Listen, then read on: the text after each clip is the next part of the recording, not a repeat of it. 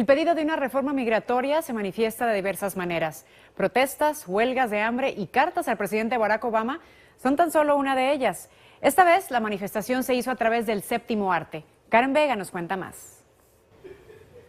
Buenas noches, Vanessa. Hasta la pantalla grande llega este documental que busca crear conciencia y conocer un poco más de la vida de los inmigrantes que llegan a este país en busca de una mejor vida.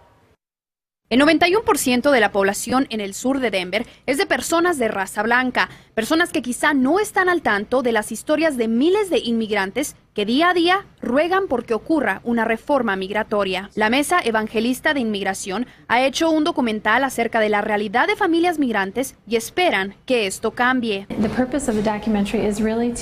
propósito del documental es educar a la audiencia cristiana sobre lo que Dios dice en la Biblia sobre inmigración y cómo debemos tratar a los inmigrantes y también desacreditar todos los mitos que existen sobre inmigración.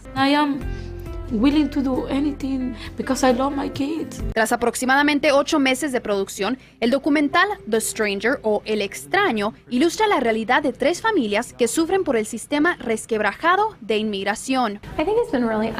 Creo que ha sido un abrir de ojos. Un ejemplo de esto fue anoche cuando mostramos la película en Greeley a una comunidad mayormente compuesta de personas de raza blanca y aprendieron sobre la realidad que viven miles de inmigrantes y a la vez esto terminó con estereotipos hacia indocumentados. Desde su lanzamiento en junio, el documental ha programado más de 2,000 exposiciones a través del país en lugares donde la comunidad no está al tanto sobre la realidad de inmigrantes que vienen a este país. De sur Denver, la gente es muy conservadora, es muy evangélica, muy cristiana, muy republicana y muchas veces ellos realmente no ven la necesidad de tener una reforma migratoria. Tanto Michelle como Neil esperan que al ver esta película, sus opiniones cambien. El documental pide darle la bienvenida al extraño que viene desde otros países a buscar una mejor vida y espera que la comunidad vea la necesidad de una reforma migratoria desde un punto de vista cristiano. Es todo por mi parte, regreso a los estudios con ustedes. Muchas gracias, Karen, por tu reporte.